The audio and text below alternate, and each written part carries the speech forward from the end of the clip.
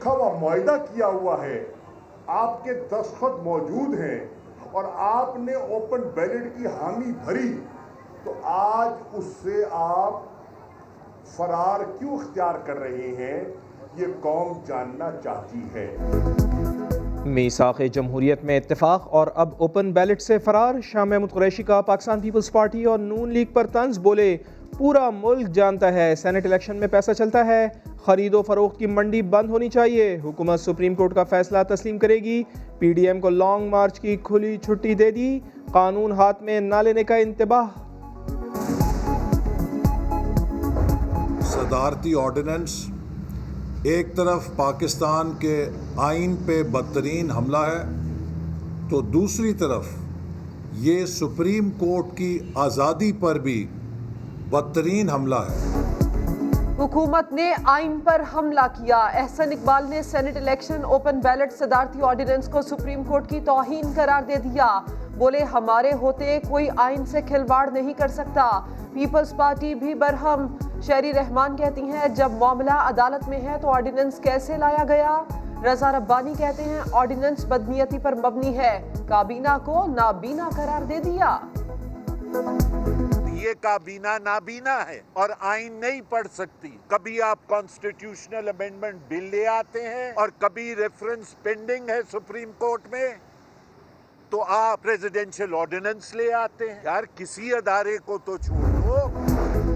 Opposition کا Saint انتخابات میں شفافیت کو یقینی بنانے کے اقدام پر واویلا سمجھ سے باہر ہے، شبلی فراز کہتے ہیں اوپن بیلٹ کے مخالفت سے ثابت ہو گیا یہ پیسے کی سیاست ختم نہیں کرنا چاہتے، انتخاب میں شفافیت جمہوریت کی مضبوطی ہے۔ عمران صاحب مہنگائی بڑھ گئی ہے، کرائے کے ترجمانوں کا اجلاس بلائیں اور جھوٹ بولے، توجہ ہٹانے کے لیے کوئی نیا شوشہ چھوڑے۔ مریم اورنگزیب حکومت پر برس پڑی، کہا لوگ انڈے اور مرغی خریدنے کے قابل بھی نہیں، عوام کو آپ کی چوری، مجرمانہ نااہلی اور نالائکی کی سزا مل رہی ہے۔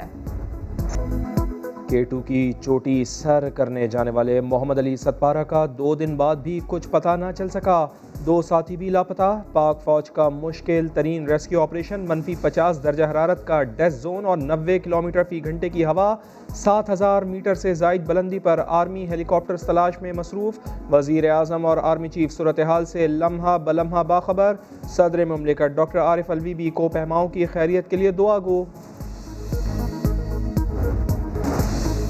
پاکستان کے خلاف پروپیگنڈا کرنے والا بھارت خود دہشت گردوں کا سرپرست نکلا، اقوام متحدہ سلامتی کونسل کی 27ویں رپورٹ میں پاکستان کی دہشت گردی کے خلاف کامیاب کارروائیوں کا اعتراف، پاکستان میں دہشت گرد تنظیموں کی بھارتی حمایت سے متعلق DGISPR کا ڈوزیر بھی رپورٹ میں شامل، کالعدم TTP کو سرحد پار سے 100 حملوں کا ذمہ دار ٹھہرایا گیا۔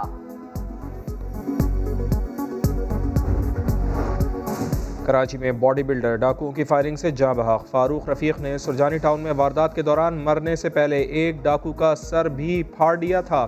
شہر کے مختلف مقامات سے 4 لاشیں ملی ہیں۔ گلشن حدید میں مبینہ پولیس مقابلے میں اسٹریٹ کرمنل مارا گیا۔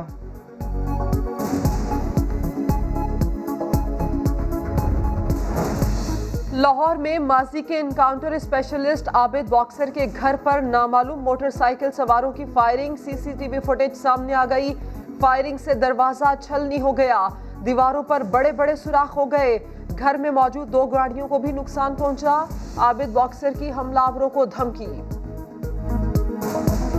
راشد امین بٹ کو اور میر عبداللہ کو کہ آپ کو شرم آنی چاہیے تھی، گھر میں بچے تھے، اس طرح کی حرکت کرنے سے کیا میں نے کون سا خوف زدہ ہو جانا، اللہ نے مجھے ہمت دی اور انشاءاللہ تعالی میں ہمت سے جواب دوں۔ لاہور پولیس کا کاہنہ میں قبضہ مافیا کے خلاف ایکشن، اربوں روپے مالیت کی 200 کنال سے زائد سرکاری زمین خالی کروا لی، دہشت کی علامت سمجھا جانے والا قبضہ مافیا کا سرگنا بوٹا فرار، پولیس کے مطابق قبضہ مافیا کو سابق ادوار میں سیاسی جماعت کی پشت پناہی حاصل رہی ہے۔ مراد Ali Shah is a technical criminal. He is a white collar criminal. He is a mastermind of the corruption in Sindh. ظفر دھارے جو اس نے 30-40 کلومیٹر کی ریلوے لائن اٹھا کے بیچ دی، وہ اس وقت ڈائریکٹر انکروچمنٹ ہے۔ حلیم عادل شیخ نے مراد علی شاہ کو ڈبل شاہ قرار دے دیا. پریس کانفرنس میں بولے 1-1 انچ زمین کی لیز موجود ہے, ضمیر صاف اور زمین کلیئر ہے. مراد علی انتقام میں اندھے ہو چکے ہیں, پہلے لندن مافیا اب اس مافیا سے لڑ رہے ہیں. کوئی سیاسی انتقام نہیں ہے, کوئی سیاسی بات نہیں ہے. انکروچمنٹ میری ہوگی, آپ کی ہوگی, کسی کی بھی ہوگی. اب پہلے تو تھوڑا سا لینینسی اس لیے ہوتی تھی کہ لوگ کورٹوں میں جا کے اسٹے لے آتے تھے. اب جو سب سے بڑی کورٹ ہے سپریم کورٹ, اس نے کہا ہے کوئی اسٹے وغیرہ نہیں, کوئی 30 سال کی زمین 99 ایئرس گورنمنٹ کر ہی نہیں سکتی. وزیر اعلیٰ سندھ نے حلیم عادل کے الزامات مسترد کر دیے. کہتے ہیں تجاوزات کے خلاف کارروائی سپریم کورٹ کے حکم پر ہوئی. ناصر شاہ بولے پنجاب میں آپریشن جائز, سندھ میں ناجائز کیسے ہو جاتا ہے. وزیر اعظم کو سوچنا چاہیے, شریف آدمی کو ہٹا کر قبضہ گیر کو اپوزیشن لیڈر بنا دیا. اور ڈالرز, یورو, ریال. پیپلز پارٹی امریکہ کے صدر خالد عوان گجرانوالہ آئے تو مقامی صنعت کار نے خوب پیسے لٹائے.